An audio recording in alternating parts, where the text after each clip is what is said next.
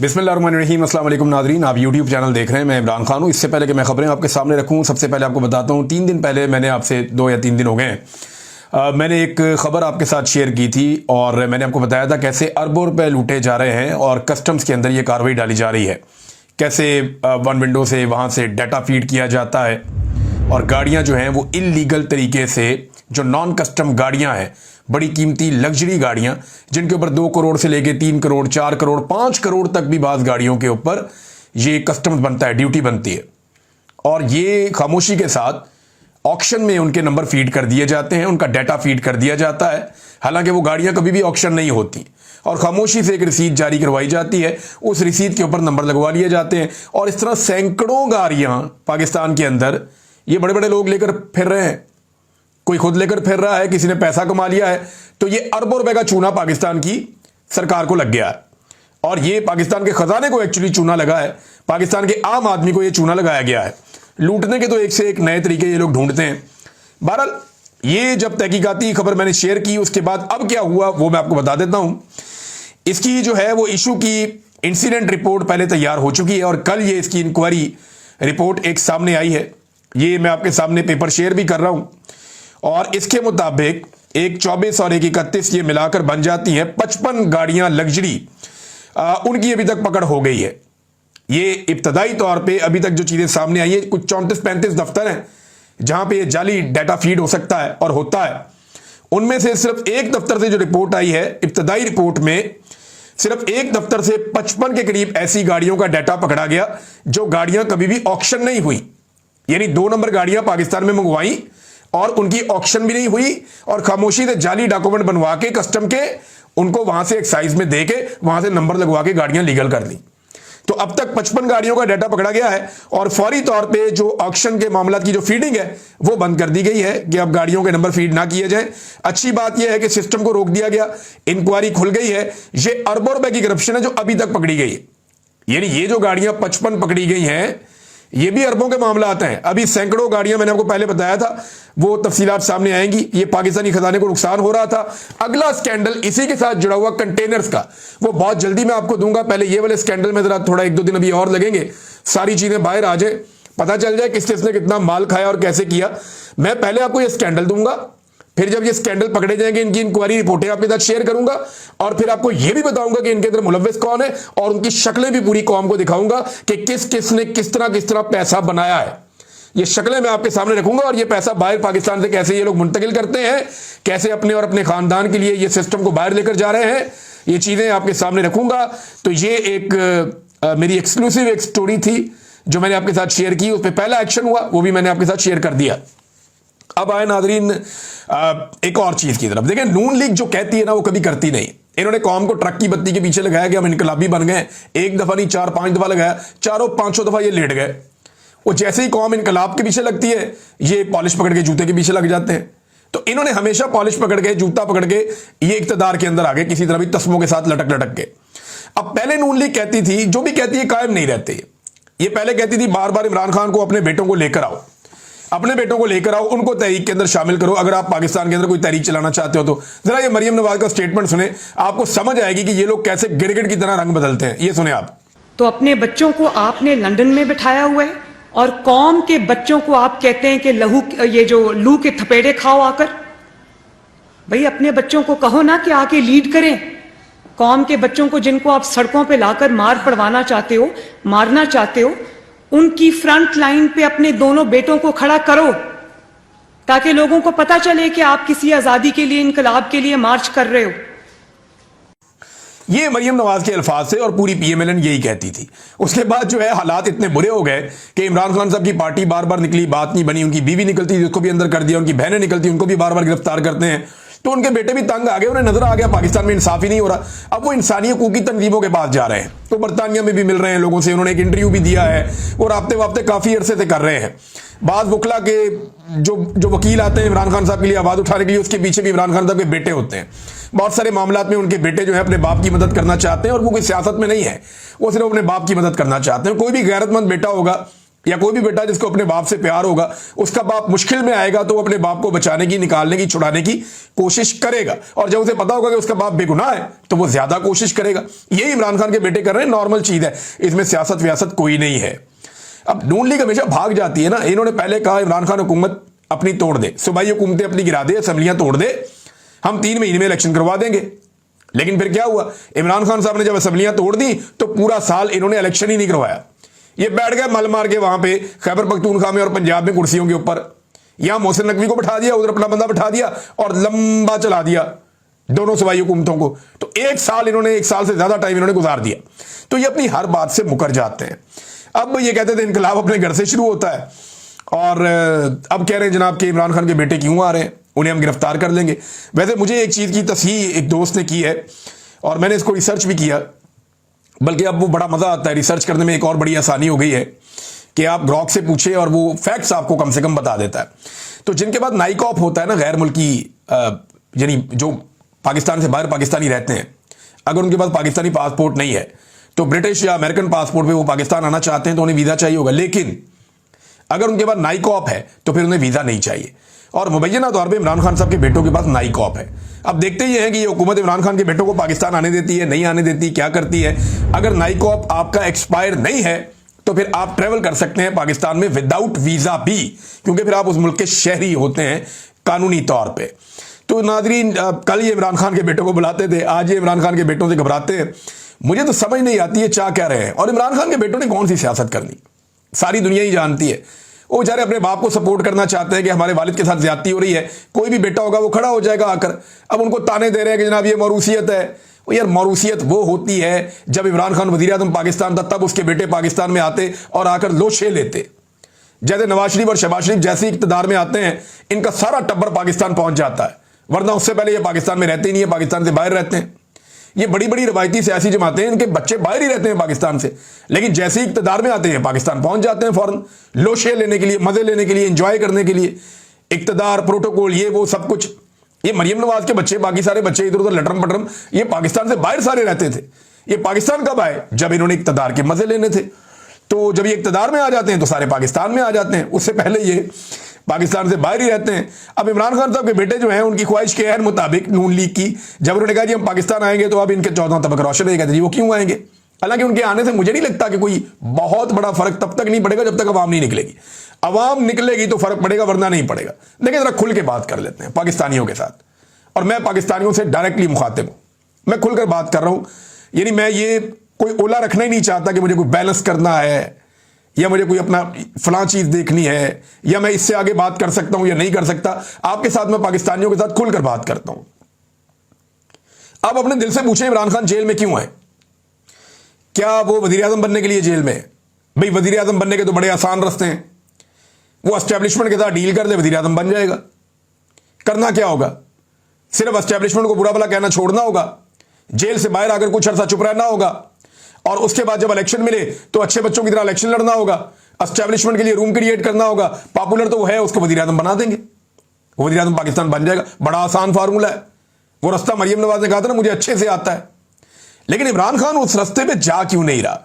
अगर वो आज भी वजीर आजम बनना चाहता है तो एस्टेब्लिशमेंट की राहदारी से बड़ा जबरदस्त रास्ता होकर गुजरता है, लेकिन उसके लिए उसको एस्टेब्लिशमेंट को क्लीन चिट देनी पड़ेगी, जो वो नहीं दे रहा। उसे फौजी एस्टेब्लिशमेंट की चाकरी करनी पड़ेगी, जो वो नहीं कर रहा। उसे कौम की आजादी वाली सोच भूलनी पड़ेगी और अगले इलेक्शन में वो वापस आ जाएगा। लेकिन वो ये नहीं कर रहा, वो ये रास्ता नहीं चुन रहा। आप जरा सोचिए कि इमरान खान ये लड़ाई अपने लिए लड़ रहा है या पाकिस्तानियों के लिए लड़ रहा है। सोचिए जरा, सोचिए इमरान खान ये सख्तियां अपने खानदान के लिए बर्दाश्त कर रहा है या अपनी कौम के लिए बर्दाश्त कर रहा है। सोचिए इसके बारे में। सोचिए क्या इमरान खान अपने खानदान को सियासत में उतारना चाहता है? क्या उसकी आने वाली नस्ल पाकिस्तान में सियासत करेगी? देखिए अपने खानदान को तो उसने खुद अपने फैसलों से मुसीबत में डाला हुआ है। इस वक्त खानदान के लोग जो है बार बार गिरफ्तार हो जाते हैं, आधा खानदान भागा हुआ है। जो लोग मौजूद हैं खवातीन, वो भी गिरफ्तार हो जाती हैं। बीवी उसकी जेल के अंदर है, बेटे उसके अपने आप को मुश्किल में डाल के आएंगे, अगर आएंगे तो उनको पहले ही धमकियां लगाई जा रही हैं पाकिस्तानी हुकूमत की जानिब से कि आपको पकड़ लेंगे हम, या आपको बाजियाब करवाना पड़ेगा, आप गायब हो जाएंगे। और उसका भांजा भी जेल के अंदर है। यानी पूरा खानदान या तो तितर बितर है, भागा हुआ है, या बेचारे मुश्किलात काट रहे हैं, सब छुपते फिर रहे हैं या वो जेलों के अंदर है। तो इमरान खान ने अपने खानदान को तो खुद ही मुसीबत के अंदर डाला हुआ है, तकलीफ में डाला हुआ है। आप किसी भी पहलू से सोच लें, इमरान खान ने अपना सारा कुछ दांव पे लगाया हुआ है, हत्ता कि उसने अपनी जिंदगी को भी दांव पे लगाया हुआ है। क्या इससे इमरान खान को कुछ मिल सकता है? नहीं। इमरान खान ने अपनी कौम के लिए किया। इमरान खान एस्टैब्लिशमेंट से लड़ाई हारना नहीं चाहता, किसी कीमत पर नहीं हारना चाहता। इमरान खान ने अपने हालिया बयान में एक बात कही थी, जरा गौर करें इमरान खान ने क्या कहा। इमरान खान ने कहा कि मुझे अल्लाह रब्बुल इज्जत के बाद अपनी कौम पर भरोसा है कि वो मेरे लिए आएंगे, वो मेरे लिए निकलेंगे। ये इमरान खान को पाकिस्तानियों के ऊपर भरोसा है। इमरान खान को लगता है कि पाकिस्तानी इमरान खान के लिए जरूर आएंगे। हम सारे पता क्या करते हैं, हम एक दूसरे की शक्ल देखते रहते हैं। हमें ये लगता है कि मैं घर में बैठ जाऊंगा और मेरे लिए कोई और इनकलाब लेकर आ जाएगा। अगर इमरान खान भी यही सोच लेता ना कि पाकिस्तान को कोई और ठीक कर लेगा, और तो ये कौम इतनी बाशऊर ना होती। आज इमरान खान ने यह फैसला किया कि नहीं, मैं अपना रोल प्ले करके जाऊंगा। इमरान खान अपनी कौम से वफा निभा रहा है, साफ साफ बात यह है। क्या इमरान खान की कौम उससे वफा निभा रही है? यह सवाल लोगों को अपने आप से पूछना चाहिए। क्या आजादी की कीमत अदा करने के लिए इमरान खान तो तैयार है, वो तो कीमत अदा कर रहा है। वो कह रहा है जी मुझे आजादी चाहिए, रिहाई नहीं चाहिए, मैं कैद को तरजीह दूंगा गुलामी पर, यह इमरान खान कह रहा है। तो क्या आजादी की कीमत अदा करने के लिए बाकी पाकिस्तानी भी तैयार है? यानी मुझे अगर दौराने जबरी गुमशुदगी, जब मुझे उन्होंने गायब किया हुआ था ISI ने, मुझे कोई आंख से भी इशारा कर देता था ना कि बाहर लोग खड़े हैं या बाहर लोग हक के लिए आवाज उठा रहे हैं, बाहर लोग मजामत कर रहे हैं, यानी एक दो दफा मुझे इस तरह की छोटे मोटे हिंट मिले, तो मुझे अंदर उस कैद के अंदर इतना हौसला और इतनी ताकत मिलती थी। और वो हमारा अल्लाह रब्बुल इज्जत है ना, अल्लाह ही रब्बुल इज्जत है हमारा, जो हमें सब्र भी देता है और इस्तकामत भी देता है और हौसला भी देता है। तो अल्लाह बड़ा मेहरबान है। तो मैं आपको यह कहना चाहता हूं, साफ साफ बात, आपको कोई प्लेट में रख के आपकी आजादी, आपकी खुद मुख्तारी या आपकी इज्जत नहीं देगा। अपने मैंडेट की इज्जत करवानी है तो आपको खुद करवानी पड़ेगी। अपने फैसलों को इस मुल्क के ऊपर नाफिज करना है तो आपको खुद करना पड़ेगा। आपने अगर इदारे ठीक करने हैं, मुल्क को ठीक करना है, सही डगर पे पहुंचाना है, तो ये लोग नहीं पहुंचाएंगे, आपको खुद करना पड़ेगा। बगैर तकलीफ लिए आपको कुछ मिलने वाला नहीं है। हां, जितने कम लोग निकलेंगे उतनी ज्यादा तकलीफ होगी, जितने ज्यादा लोग निकलेंगे उतनी कम तकलीफ होगी। अगर सारा पाकिस्तान बाहर आ जाता है तो ये एस्टेब्लिशमेंट, ये हुकूमत, ये फॉर्म 47 की जाली हुकूमत, इनकी टकेगी औकात नहीं है, ये कुछ नहीं बेचते।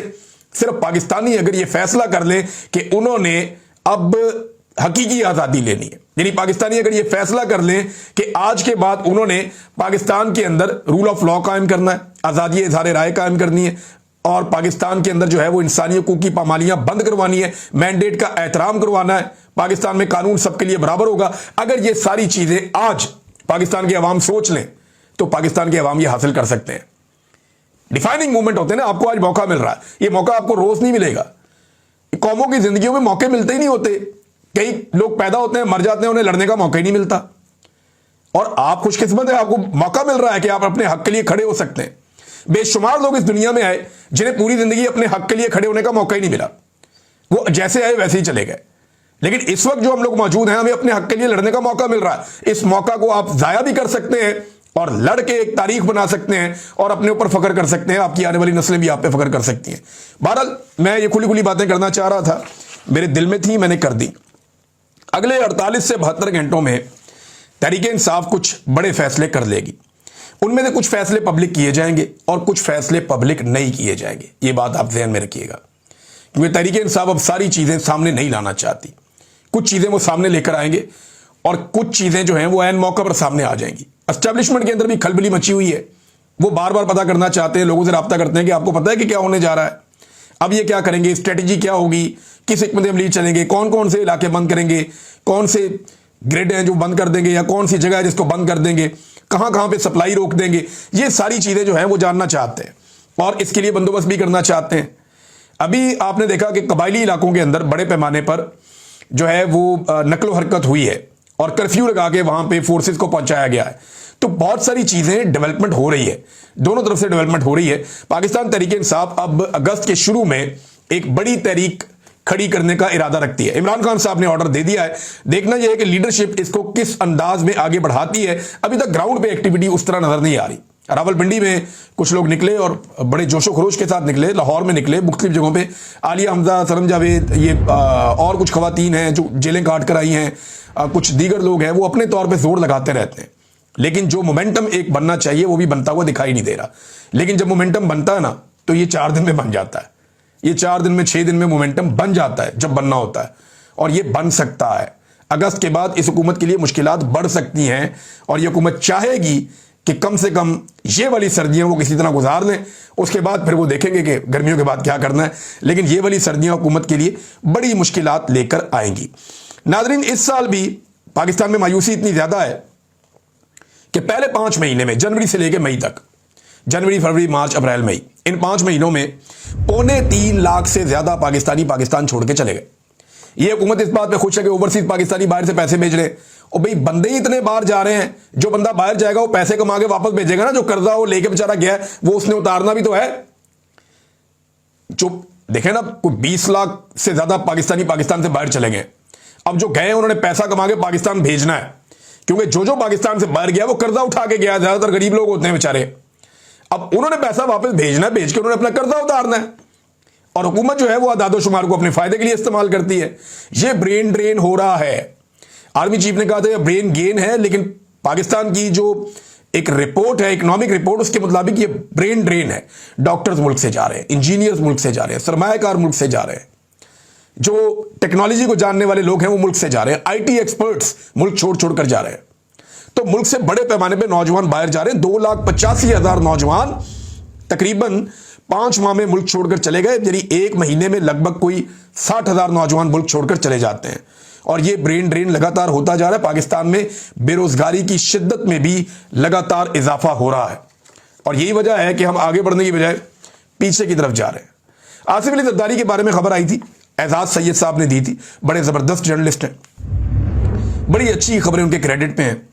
उन्होंने कहा था जरदारी साहब को हटा दिया जाएगा, और कोई बहुत ताकतवर शख्सियत। पाकिस्तान में वैसी हर तरफ खबरें चल रही है, जनाब शायद आर्मी चीफ को बना देंगे कल को सदर, लेकिन वो तस्दीक कोई नहीं है। लोग चेमगोइयां चलती रहती हैं।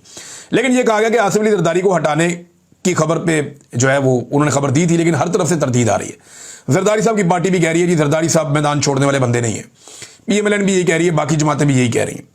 देखिए, ये खबर हो सकता है अपने अंजाम की तरफ ना जाए पूरी तरह, मगर कोई ना कोई खिचड़ी तो ऐसी जरूर पकी है। एजाज सैयद ने ऐसी खबर नहीं दी, ना वो ऐसी खबर देते हैं। ये खिचड़ी पकी जरूर है, पकाने की कोशिश जरूर की गई होगी, लेकिन ये पकनी है या नहीं पकनी इसके बारे में भी कुछ नहीं कहा जा सकता। लेकिन जैसे पाकिस्तान में चीजें होती हैं ना, पाकिस्तान में किसी भी डेवलपमेंट को आप नजरअंदाज नहीं कर सकते। किसी भी चीज को कि ये शायद कभी नहीं होना, तो ये आप नजरअंदाज नहीं कर सकते। नादरीन, अब बदकिस्मती से ये नौजवान पाकिस्तान के वजीर खारजा भी रहे हैं। माजी में इनकी इंटर्नशिप करवाई गई थी वजीर खारजा के तौर पे, और इनको ये एस्टेब्लिशमेंट देख रही है कि हमने इस बंदे को बहुत जल्दी है जनाब वजीर आजम पाकिस्तान भी बनाना है। जरदारी साहब भी कह रहे हैं कि अपनी जिंदगी में वो बिलावल को वजीर आजम बनता हुआ देखना चाहते हैं। एस्टेब्लिशमेंट की चॉइस कोई भी हो सकती है। एस्टेब्लिशमेंट ने तो वो काकड़ साहब को पकड़ के जो है वो बना दिया था वजीर आजम पाकिस्तान, अंदाजा करें आप। और जो काकड़ साहब थे उनके काम आप चेक करें। ये ऑडिटर जनरल ऑफ पाकिस्तान की रिपोर्ट है। ये रिपोर्ट क्या कह रही है जरा ये देखें।